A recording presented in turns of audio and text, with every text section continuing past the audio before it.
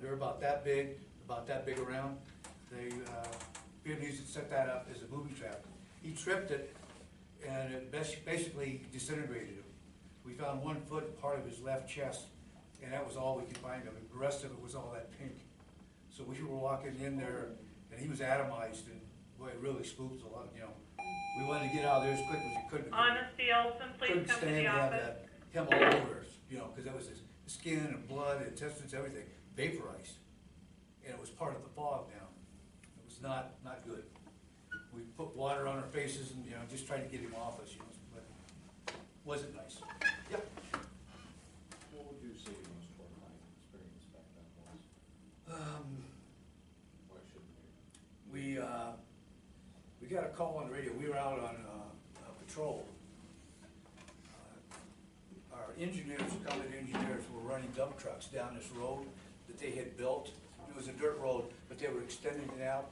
And the Vietnamese, NBA, had gone out there, would jump on the running boards of the trucks, and then either throw a grenade at him down there, we would hunt her down and kill him. So they never, after that, never attacked again.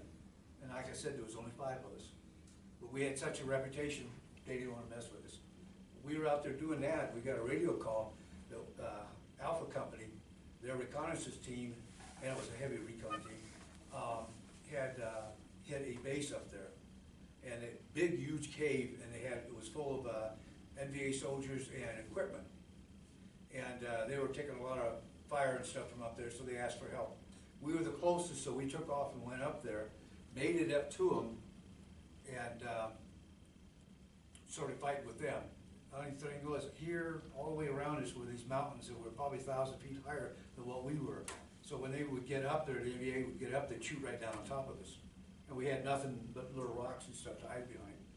So we went up there, and other platoons were coming, one from Alpha Company and one from us. We were Charlie Company, and our 2nd platoon. And they were coming up, and these guys were coming over, but they got up into the small hills, like those over there.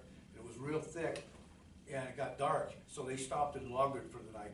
Told us, you guys, you know, are on your own until tomorrow. We can't do nothing. We can't go through this. So they, Brass sent in a captain aboard a helicopter. He jumped off, chopper took off, took fire as it was going out, and he came in and organized us. And they gave us an order that I can remember hearing in movies, war movies and stuff. You know, and I never thought I'd ever hear it for real, you know. I just thought, yeah, it's just movie stuff. And the captain told us as it was getting dark, he says, pick out a spot, fortify it as best you can, and stay there.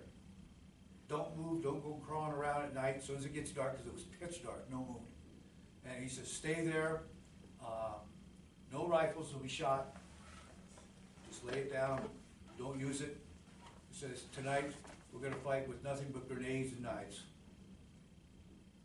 So we sat down there, and all during the night, they, kind of funny because it got dark and it was like 3 o'clock in the morning, you're trying to stay awake. And at one point I took my knife over there, or wherever it's at, and I says, well, I've seen this in the movies. And you put it under your chin, it keeps you awake, right? I fell asleep and cut my throat. So you know, I punctured it. Yeah, I'm bleeding here. So I said, I gotta figure out something else, I can't stay awake. So I took a cigarette, rolled a little bit of the tobacco out, put it in my left eye. Well, it kept me awake. But it was so painful, my eye teared all up, then my right eye teared up. Now I've cut my throat and I'm blinded myself. And I said, this is not going well. And they were crawling around in this, and you'd lay there with your knife, and you know, 5 or 6 grenades are laying out there, and you just waited. You could hear them crawling around, and then all of a sudden you'd felt something, and they'd be crawling across your leg.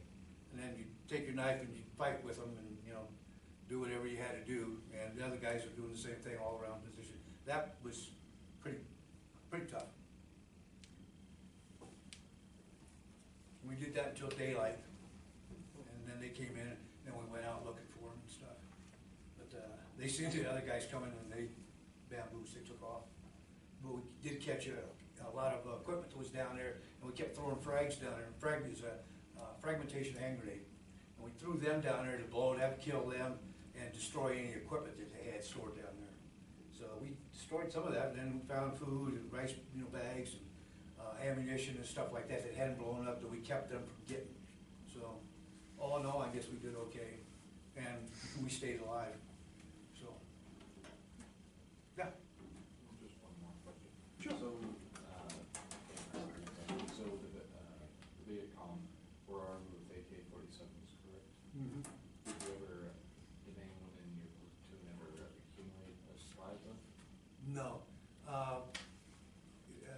AK is a fully automatic weapon, so we weren't allowed to take those as trophies. We also carried what was called an SKS, and that's a semi-automatic rifle. Now, if we captured one of them, we could keep it. You also couldn't keep any American-made equipment, because I've been shot at with M16s, M60 machine guns, grenade launchers, all that. Things that they had captured off the battlefield or stole, gone on the black market. And we couldn't bring any of that stuff home either. But I remember our lieutenant one time had captured, if it doesn't have one of those on it, then it's an M1 carbine. So, you know, he was disappointed. I showed him on the rifle where it was stamped, you know, USA and all that stuff. So he was pretty disappointed, but, you know. Anything else? Did I answer your question, or? Okay. Yep. What was your least favorite part of Vietnam? Digging up bodies. They would, we had intel down that during, it would come up around Tet, is their New Year's, and they would fill all the graves, and like our Memorial Day, where we go out and take care of all the graves and stuff, well, the Vietnamese would do that too around Tet.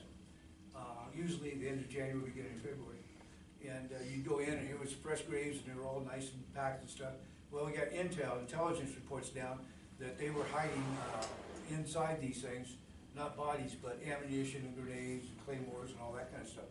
So we'd have to dig that up to find out if there was, you know, anything there, the body or, you know, so we did that. Then they came down and said, well, now what they're doing is they're putting their stuff in coffins. So now we gotta open the coffin up to see, you know, and some of them had been in there for quite a few years, and some of them, you know, only like 6 months. And then it came down that they found out about that, so they would take the body out, put the grenades and all the ammunition stuff inside the coffin, put the body back on top of it. So now we gotta dig the grave up, open it up, turn the body over. And we did one where we had this big pole and put it in there and popped him open and up, and he broke in two. The body was so decayed that it broke in two, and boy, it was horrible, horrible smell. And then when it came down where, now they knew we came in there, we had these steel rods. Because now they say they're taking the coffin out and burying this up underneath the coffin. So we had to open the coffin up, check the body, turn the body over, put it back in there, pull the coffin out, take these steel rods and put it down in the ground to see if we could feel anything hard down there. We did that for about a month. I didn't like that. Did you ever find it? Yeah, we found ammunition and mostly explosives and stuff. And so, you know, we kept doing it, but man, we hated that. Everybody just hated that. Did you ever get a tattoo in the war? No, no. I never really felt the need to have one, you know. I know some guys did, but I just never did. What did you do for fun? Say again? What did you do for fun over there? On the rare occasions when we go into the rear, we just get drunk. That's about all we could do. So. Or we went to the Air Force Base. They had nice, beautiful clubs and stuff there. Boy, they had it made. And we go in there to the NCO club. We get a complete steak dinner with all the trimmings. And these guys, the Air Force guys, could have that every night if they wanted. And we go have hamburgers with all the trimmings, and we get mixed drinks. You know, we were lucky if we got free cheap beer, you know, but that was it. Air Force is spoiled rotten. They had a beautiful wooden chapel, just absolutely beautiful. And they had a golf course on their air base. They had the club. Shouldn't be telling you guys this, but they had their own massage parlor. Jonathan Carlson, And, if you're in the building, You please could buy come to whiskey the and office. stuff like that on post, and beer, and, you know, all that. I was talking to one guy one time, and they're one of the Air Force guys, and he said, yeah, I didn't go to work today. I said, what do you mean you didn't go to work today? He said, yeah, I just didn't feel like going in, so I called my supervisor on the phone. He's a civilian, I told him I wasn't coming in today. I said, we tried something like that, they'd shoot us. You know? I couldn't believe the difference between us and them. Yeah. Then on that same line, we went to the NCO club one time. They brought us out of the field, put us in trucks, took us down to Phuket Air Force Base.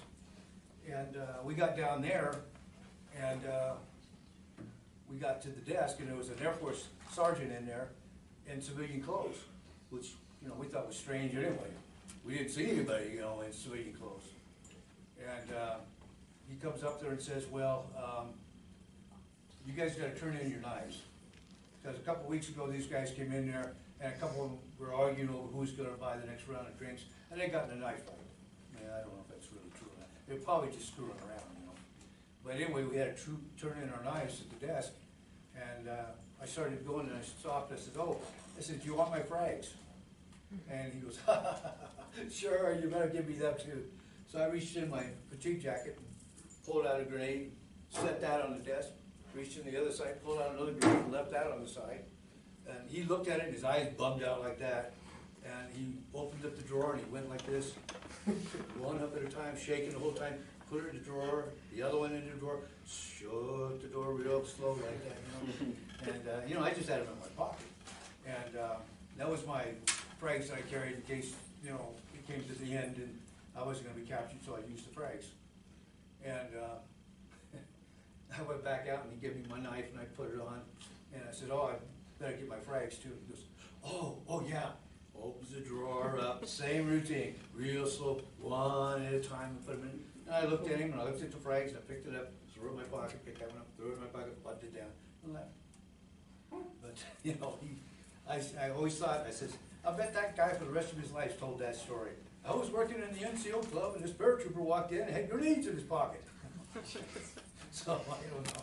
I thought it was funny, but.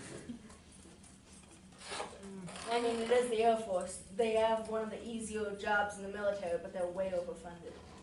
We laughed because of the aircraft and, you know, billion-dollar airplanes and stuff. But we always said it was the closest thing you could get to a civilian job and still be in the military. But, you know, the pilots and the air crews, you know, that's a lot different, you know, because they have to maintain them aircraft and then the pilots have to fly, you know, into rockets and everything else, you know, missiles. I don't feel like going into work So. today. Other questions? Anybody, anything, if I can answer it. And these are just my personal experiences. What other people did, stuff I can't talk to, because I don't know what they did. This is just how it affected me and stuff that went on that way. Do you want to talk, oh, go ahead, Tony. Did you know if they actually had to give a reason of not wanting to go into work? No, he just said he didn't feel like going. And I think couldn't there would've been a understand that at reason. all, you know. That was part of the difference, and his boss, I guess, was a civilian, so, you know, it's hard for me to understand that too. Did you ever have any happy accidents? Happy accidents. Like, whoops, I dropped this frag, but it blows up a.